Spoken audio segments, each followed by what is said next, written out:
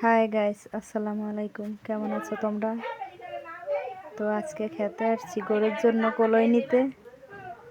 তো তোমাদেরকে আজকে দেখাবো আমার ভুট্টা গাছে ফুল এসেছে। তা আসো এবার দেখাই। ফুলের সাথে আবার কি জানি কুড়া কুড়া, তো দেখাইতেছি। ক্যামেরায় হয়তো দেখা যায় না, কিন্তু মনে হয় যে কুড়া কুড়া কি জানি, কিন্তু ফুল হয়েছে, ভুট্টা তো হয় নেই।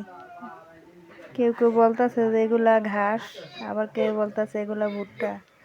কিন্তু বললাম তো ভুট্টা, কিন্তু ঘাস হইব কিভাবে? ভুট্টা তো হওয়ার কথা, কিন্তু হয় নাই কেন জানি না, দেখি হয় কি না।